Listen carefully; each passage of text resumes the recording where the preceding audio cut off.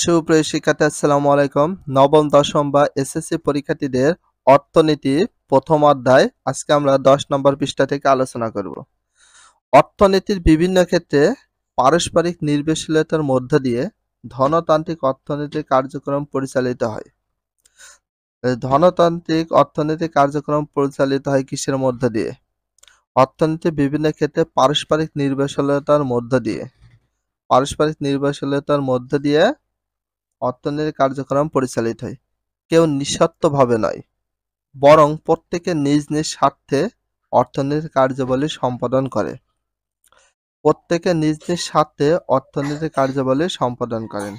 তাহলে প্রত্যেকে নিজ নিজ স্বার্থে কোন কার্যাবলী সম্পাদন করেন? অর্থনৈতিক কার্যাবলী। সমাধান: ক। এই অর্থ ব্যবস্থায় সমস্ত সিদ্ধান্তই বাজারের যুক্তি অনুযায়ী নির্ধারিত হবে। যেমন, যে পণ্য চাহিদা বাজারে বেশি হবে, যার দাম বেশি হবে, সেটাই বেশি বেশি করে উৎপাদিত হবে। বাজারে আপেক্ষিক চাহিদারই নির্ধারণ করে দেবে উৎপাদনের বিনাশ। বাজারে যখন যে জিনিসের দাম বেশি থাকে, যে জিনিসটা সবচেয়ে চাহিদা বেশি হয়, সেই জিনিসই উৎপাদন করতে হবে, সেটা এখানে উল্লেখ করে দিয়েছে। খ নাম্বার, যে প্রযুক্তিতে একটি পণ্য তৈরি করার বাজার নির্ধারিত খরচ সর্বনিম্ন, সে প্রযুক্তি ব্যবহার করেই ওই পণ্য তৈরি হবে। মানে খরচের পরিমাণ কম হবে, যে প্রযুক্তি ব্যবহার করে সেটাই ব্যবহার করতে বলা হয়েছে। গ, বাজারে যে উৎপাদন উপকরণের দাম যে রকম নির্ধারিত হবে, তার মালিকরা ঠিক সেই রকম আয়ও ভোগ করবেন। বাজারে উৎপাদন যারা করছে, সে উপকরণের দাম যারা নির্ধারিত করা হবে, সে অনুযায়ী কিন্তু তার আয় করবে, ভোগ করবে, সেটা বলা হয়েছে। সুতরাং দেখা যাচ্ছে যে এ ব্যবস্থায় বাজার দাঁড়ায় উপকরণের মালিকদের এবং ক্রেতা বিক্রেতার। উপকরণ বলতে যে জিনিস দ্রব্যকে বোঝানো হয়, আর ক্রেতা বিক্রেতা বলতে ক্রেতা মানে যারা কেনে, বিক্রেতা মানে যারা বিক্রি করে, তাদেরকে বোঝানো হয়েছে। প্রতিযোগিতার মাধ্যমে নির্ধারিত হচ্ছে কি উৎপাদিত হবে, কিভাবে উৎপাদিত হবে এবং উৎপাদনের বণ্টন কি রকম হবে। বণ্টন মানে ভাগ। ক্রেতা বিক্রেতা হচ্ছেন ব্যক্তিগতভাবে সমস্ত সম্পদের তথা উৎপাদন উপকরণের ব্যক্তি মালিক এবং বাজারে তাদের আন্তঃক্রিয়ার মাধ্যমে এসবের দাম বা অন্য সবকিছু নির্ধারিত হয়। সমাজতান্ত্রিক অর্থনীতি বা নির্দেশমূলক অর্থব্যবস্থা। সমাজতান্ত্রিক অর্থনীতি বা নির্দেশমূলক অর্থব্যবস্থা কেমন? সমাজতান্ত্রিক অর্থনীতি বা নির্দেশমূলক অর্থব্যবস্থা, যার নাম সমাজতান্ত্রিক অর্থনীতি, তার নামে নির্দেশমূলক অর্থব্যবস্থা। সমাজতান্ত্রিক অর্থনীতিতে সমাজের অধিকাংশ সম্পদ ও উৎপাদনের উপাদানের উপর রাষ্ট্রের বা সমাজের মালিকানা প্রতিষ্ঠিত থাকে। সমাজতান্ত্রিক অর্থনীতিতে সমাজের অধিকাংশ সম্পদ ও উৎপাদনের উপাদানের উপর রাষ্ট্রের বা সমাজের মালিকানা প্রতিষ্ঠিত থাকে। অধিকাংশ শিল্প কারখানা ও উৎপাদন প্রতিষ্ঠানের মালিক সরকার বা সমাজ এবং সেগুলো সরকারি বা সামাজিক নির্দেশে পরিচালিত হয়। সরকারি বা সামাজিক নির্দেশে পরিচালিত হয় কোন অর্থনীতি ব্যবস্থা? এটা সমাজতান্ত্রিক অর্থনীতি বা নির্দেশমূলক অর্থব্যবস্থা। কোনো কোনো দ্রব্য কি পরিমাণ, কিভাবে এবং কার জন্য উৎপাদিত হবে তা সরকার বা রাষ্ট্র নির্ধারণ করে। তাহলে এটা হচ্ছে সমাজতান্ত্রিক অর্থনীতি বা নির্দেশমূলক অর্থব্যবস্থা। এটা সম্পূর্ণ সরকার নির্দেশ করে। সরকার বা রাষ্ট্র নির্ধারণ করবে কেমন উৎপাদন করতে হবে, কিভাবে উৎপাদন করতে হবে, সরকারের হাতে পরিচালিত হবে। এটা অবশ্যই মনে রাখতে হবে। সমাজতান্ত্রিক অর্থব্যবস্থার বৈশিষ্ট্য কয়টি? তাহলে টোটাল সমাজতান্ত্রিক অর্থব্যবস্থার বৈশিষ্ট্য হচ্ছে 5টি। এটা অবশ্যই মেমোরাইজ রাখতে হবে। সমাজতান্ত্রিক অর্থব্যবস্থার বৈশিষ্ট্য কয়টি? 5টি। টোটাল আছে 5টি বৈশিষ্ট্য আছে। Characteristics of socialistic economy. 1 number, এইটা মেমোরাইজ করতে হবে, শুধু পয়েন্ট। সম্পদের রাষ্ট্রীয় বা সামাজিক মালিকানা, এটা মেমোরাইজ রাখবা, বাট এইগুলোর ভিতর থেকে তোমরা শুধুমাত্র এমসিকিউ বা সিকিউ এর জন্য দাগিয়ে রাখবা এবং তার সাথে সিকিউ এর যে কোশ্চেনগুলো আছে সেইগুলো লেখা সুবিধা হবে যদি রিডিংগুলো ভালো করে পড়ো। সমাজতান্ত্রিক অর্থনীতিতে অধিকাংশ সম্পদ, তাহলে সমাজতান্ত্রিক অর্থনীতির অধিকাংশ সম্পদের ভিতর কি কি আছে? জমি, কলকারখানা, খনি ইত্যাদি। উৎপাদনের উপাদানগুলোর মালিক হলো সরকার।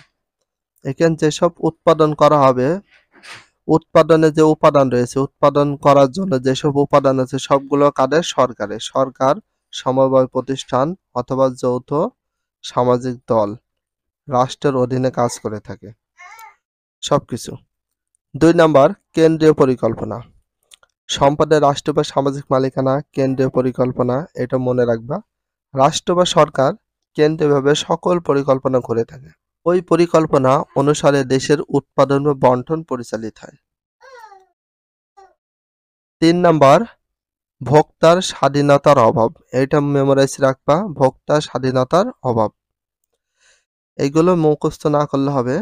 সমাজতন্ত্রে অধিকাংশ ক্ষেত্রে ভোক্তারা বলতে যারা খায়, সরকার ও কেন্দ্রীয় পরিকল্পনা, সরকার আর কেন্দ্রীয় পরিকল্পনা নির্ধারিত উৎপাদিত। কেন্দ্রীয় পরিকল্পনা বলতে সরকার নির্দিষ্টভাবে কেন্দ্র একটা পরিকল্পনা করে কিসের জন্য? উৎপাদন করার জন্য। সেটা দ্রব্যাদি ভোগ করে থাকে। দ্রব্যাদি বলতে যেসব জিনিসপত্র যেমন ধান, গম, পাট, এইগুলোকে আমরা বলে থাকি দ্রব্য। ভোগ করে থাকে, ভোগ বলতে খেয়ে থাকে। কোনো ভোক্তা ইচ্ছাকৃত অর্থ ব্যয় করে বাজারকে প্রভাবিত করে কোনো কিছু উৎপাদন বা ভোগ করতে পারে না। 4 নাম্বার, অবাধ প্রতিযোগিতার অভাব। অবাধ প্রতিযোগিতার অভাব রয়েছে। অধিকাংশ ক্ষেত্রে সরকারি উদ্যোগে উৎপাদিত পরিচালিত হওয়ার সেখানে বহু সংখ্যক বেসরকারি উদ্যোগের অবাধ প্রতিযোগিতা থাকে না। 5 নাম্বার, ব্যক্তিগত মুনাফার অনুপস্থিত। ব্যক্তিগত মুনাফার অনুপস্থিত থাকে। কারণ হচ্ছে এটা সম্পূর্ণ সরকার নির্ধারিত, সরকার পরিচালনা করে, সবকিছু সরকার দেখাশোনা করে। এই জন্য এটা ব্যক্তি কোনো ইনকাম হবে বা লাভবান হবে সেটা থাকবে না। সমাজতান্ত্রিক ব্যক্তিগত মুনাফার পরিবর্তে জাতীয় চাহিদা, সামগ্রিক কল্যাণের জন্য উৎপাদিত পরিচালিত হয়ে থাকে। ফলে এখানে ব্যক্তিগত উদ্যোগে কোনো শিল্প প্রতিষ্ঠান গড়ে ওঠে না। কৃষি, শিল্প, ব্যবসা বাণিজ্য সবই সরকারের। যত কৃষি কাজ, শিল্প কারখানা, ব্যবসা বাণিজ্য আছে সবগুলো সরকারের নির্দেশে নির্ধারণ করা হয় এবং সামাজিক মালিকানার অধীনে থাকে বলে ব্যক্তি মুনাফা থাকে না, সম্পূর্ণ সামাজিক মালিকানার অধীনে থাকে। তাহলে এখানে যেটা আমরা পড়লাম যে সমাজতান্ত্রিক অর্থব্যবস্থা বৈশিষ্ট্য আছে টোটাল 5টা।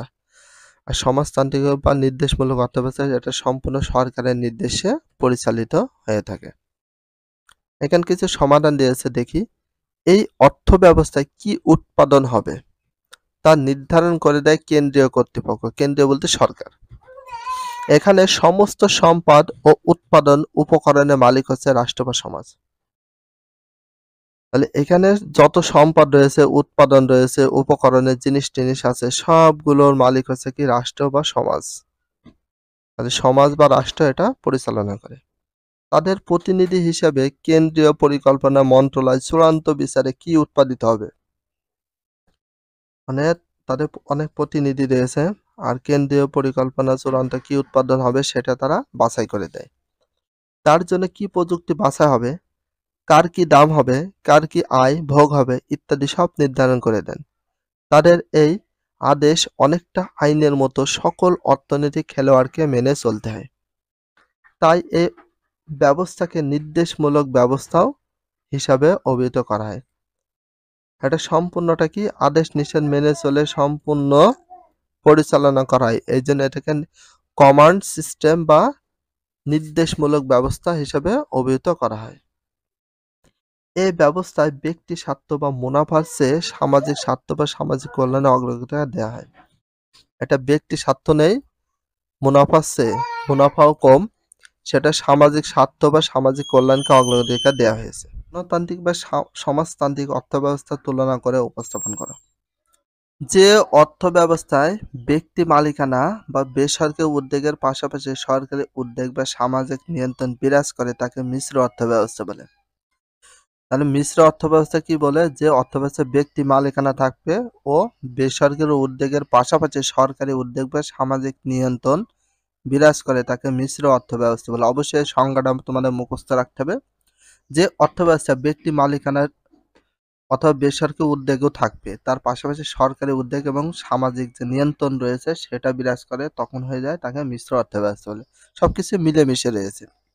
অর্থাৎ এই অর্থব্যবস্থায় ব্যক্তিগত সরকারি উদ্যোগের সম্মিলিত ভূমিকা পালন করে। তাহলে এই অর্থব্যবস্থা ব্যক্তিগত উদ্যোগও ভূমিকা পালন করে, তারপরে সরকারি উদ্যোগের সম্মিলিত ভূমিকা পালন করে। পৃথিবীর অধিকাংশ দেশে মিশ্র অর্থব্যবস্থা বিদ্যমান। তাহলে পৃথিবীর অধিকাংশ দেশে কোন অর্থব্যবস্থা বিদ্যমান রয়েছে? মিশ্র অর্থব্যবস্থা। এটা ভেরি ভেরি ইম্পর্টেন্স, অবশ্যই দেখে রাখবা। পৃথিবীর অধিকাংশ দেশে মিশ্র অর্থব্যবস্থা কি রয়েছে? বিদ্যমান রয়েছে।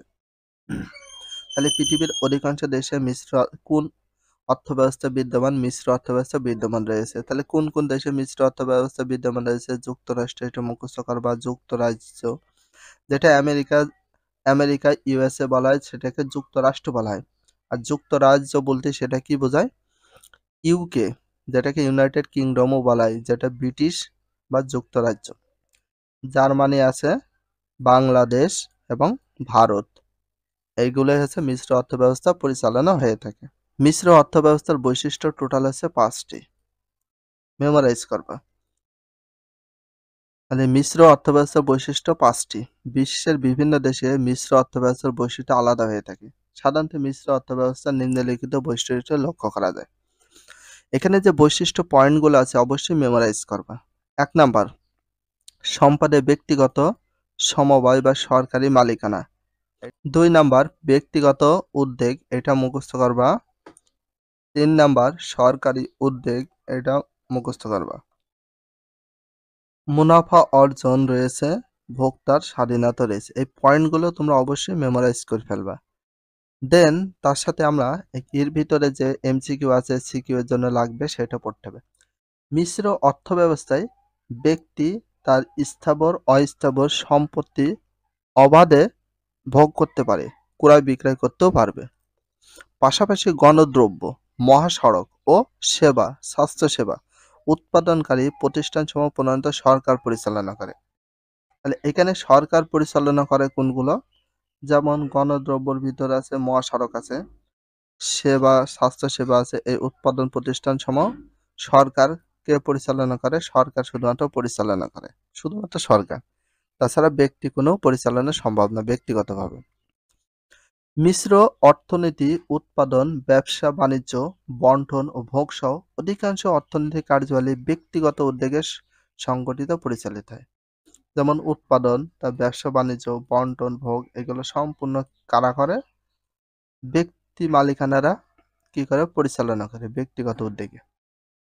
সরকারি উদ্যোগ, মিশ্র অর্থনীতিতে ব্যক্তি উদ্যোগের পাশাপাশি সরকারি উদ্যোগ গ্রহণ করা হয়। দেশের মৌলিক ও ভারী শিল্প রয়েছে, জাতীয় নিরাপত্তা রয়েছে, গুরুত্বপূর্ণ প্রতিষ্ঠানসমূহ সরকার পরিচালনা করে থাকে। তাহলে এই যে জাতীয়, দেশের মৌলিক ভারী শিল্প, জাতীয় নিরাপত্তা, এগুলো সম্পূর্ণ কে পরিচালনা করে? সরকার পরিচালনা করে থাকে। এটা মিশ্র অর্থনীতিতে বেসরকারি খাতে অর্থনৈতিক কার্যক্রম পরিচালনা করার মাধ্যমে মুনাফা অর্জন করা সম্ভব হয়, তবে তা অতিরিক্ত একচেটিয়া মুনাফা নয়। এ ব্যবস্থায় ভোক্তা সাধারণ দ্রব্য, তাহলে এ ব্যবস্থায় ভোক্তা রয়েছে যে ভোগ করবে, কিনবে, খায়। সাধারণ দ্রব্য, সাধারণ অনেক দ্রব্য রয়েছে, যেমন ক্রয় বিক্রয়, কেনা বেচা করে, ভোগের ক্ষেত্রে অবাধ স্বাধীনতা ভোগ করে থাকে। তবে সরকার প্রয়োজন মনে করলে দ্রব্যের দামের ওপর প্রভাব বিস্তার করতে পারে এবং প্রয়োজন অনুসারে কোনো দ্রব্যের উৎপাদন, মানে কোনো দ্রব্য মানে কোনো জিনিস তৈরি করবে কিংবা ভোগ নিয়ন্ত্রণ করতে পারে, কতটুকু খাবে সেটা নিয়ন্ত্রণ করতে পারে। যেমন রয়েছে ধূমপান, মাদক দ্রব্য উৎপাদন, ভোগ, এইগুলোর ক্ষেত্রে একটা নির্ধারিত করে দিতে পারে। কে দিতে পারে? সরকার।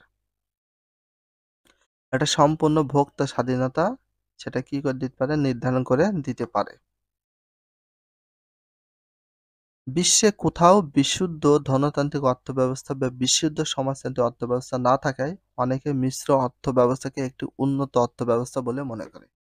তাহলে বিশ্বের কোথাও বিশুদ্ধ ধনতান্ত্রিক অর্থব্যবস্থা বা বিশুদ্ধ সমাজতান্ত্রিক অর্থব্যবস্থা না থাকায় মিশ্র অর্থব্যবস্থা একটা উন্নত অর্থব্যবস্থা বলা হয়। তাহলে কোন অর্থব্যবস্থাকে একটি উন্নত অর্থব্যবস্থা বলে মনে করা হয়? তাহলে মিশ্র অর্থব্যবস্থাকে। মনে রেখো, এ অর্থব্যবস্থায় ব্যক্তিগত থাকে, সরকারি খাত পাশাপাশি অবস্থান করে। তার মানে মিশ্র অর্থব্যবস্থা ২ টা খাত পাশাপাশি অবস্থান করে। সকলে যেন ব্যক্তিগত খাতে অবস্থান করে আর সরকারি খাতে অবস্থান করে মিশ্রটায়। এ কারণে উৎপাদন, বিনিময়, বন্টন, ভোগের ক্ষেত্রে ব্যক্তির স্বাধীনতার পাশাপাশি সরকারের নিয়ন্ত্রণ বজায় থাকে। উৎপাদনের ক্ষেত্রে মানে তৈরির ক্ষেত্রে বিনিময় একটা জিনিস দিয়ে আরেকটা জিনিস নেওয়াকে বোঝায়। বন্টন মানে ভাগ করার ক্ষেত্রে, ভোগের মানে খাওয়ার ক্ষেত্রে সবগুলো কি ২ টা মানে ব্যক্তির স্বাধীনতাও থাকে আর সরকারের নিয়ন্ত্রণও থাকে। ৪ নাম্বার ইসলামী অর্থব্যবস্থায়। অবশ্যই তোমাদের এটা ভালো করে পড়তে হবে। ইসলামী অর্থব্যবস্থা। Islamic economic system. ইসলামের মৌলিক নিয়ম-কানুনের উপর বিশ্বাসকে ভিত্তি করে গড়ে ওঠার অর্থব্যবস্থায় ইসলামী অর্থব্যবস্থা বলা হয়। তাহলে ইসলামী অর্থব্যবস্থা কাকে বলে? এইটা সংজ্ঞা দিয়ে দিয়েছে। মানে ইসলামের মৌলিক নিয়ম-কানুনের উপর বিশ্বাসকে ভিত্তি করে গড়ে ওঠা এই অর্থব্যবস্থাকে ইসলামী অর্থব্যবস্থা বলে। এটা সংজ্ঞা অবশ্যই মেমোরাইজ করবা। এখানে ইসলামী অর্থব্যবস্থার বৈশিষ্ট্য আছে টোটাল ৩ টা। এটা মেমোরাইজ করে দিবা। ৩ টি বৈশিষ্ট্য। আর ইসলামী অর্থব্যবস্থার বৈশিষ্ট্য কয়টি? ৩ টি। তাহলে ইসলামী অর্থব্যবস্থায় পৃথিবীর যাবতীয় সম্পদ মানবজাতির কল্যাণে ব্যবহারের কথা বলা হয়েছে। তাহলে ইসলামী অর্থব্যবস্থা এখানে একটা প্রশ্ন, পৃথিবীর যাবতীয় সম্পদ মানবজাতির কল্যাণে ব্যবহারের কথা বলা হয়েছে কোন অর্থব্যবস্থায়? ইসলামী অর্থব্যবস্থায়। ইসলামী অর্থব্যবস্থায়। এই ব্যবস্থার উল্লেখযোগ্য প্রচলিত বৈশিষ্ট্য রয়েছে। অবশ্যই এখানে ৩ টা পয়েন্ট আছে। ইসলাম ধর্মের বিশ্বাস, সুদমুক্ত আমানত আর জাকাত বা ফিতরা। এই ৩ টা অপশন তোমরা মুখস্থ রাখবা ইসলামী অর্থব্যবস্থার বৈশিষ্ট্যের ভিতর। দেখি ইসলাম ধর্মে বিশ্বাস এটা কি বলা হয়েছে? ইসলামী অর্থনীতির মূলনীতি হলো ধর্মে বিশ্বাসীদের ধর্মীয় দর্শন। ধর্মগ্রন্থের বিধান ও ধর্মীয় প্রচলিত প্রথা বিধিবিধান অনুযায়ী প্রণীত পরিচালিত হয়। ২ নাম্বার আছে সুদমুক্ত আমানত। ইসলামী অর্থনীতিতে সুদ গ্রহণের স্বীকৃতি নেই। এখানে ব্যাংক ব্যবস্থা সুদমুক্ত আমানতের ব্যবস্থা করা হয়। ৩ নাম্বার বলা হয়েছে জাকাত ফিতরা। এ ব্যবস্থায় জাকাত ভিত্তিক বন্টন ব্যবস্থা প্রবর্তন করা হয়েছে। এ লক্ষ্যে জাকাত ও ফিতরার মাধ্যমে ধনীদের নিকট থেকে অর্থ গ্রহণ করে তার দরিদ্রের মধ্যে বন্টন করা। এটা তাহলে ধনীদের মধ্যে থেকে টাকা পয়সা নিয়ে গরিবদের ভিতর বা দরিদ্রদের ভিতর সে টাকা বন্টন করে ভাগ করে দেয়াকে বোঝানো হয়। এ অর্থব্যবস্থা সকল অর্থনৈতিক কর্মকাণ্ড ইসলামের বিধিবিধান অনুযায়ী পরিচালিত হয়। উৎপাদন ও ভোগের ক্ষেত্রে কুরআন ও সুন্নাত নির্দেশে বিধান অনুসারে করে চলতে হয়।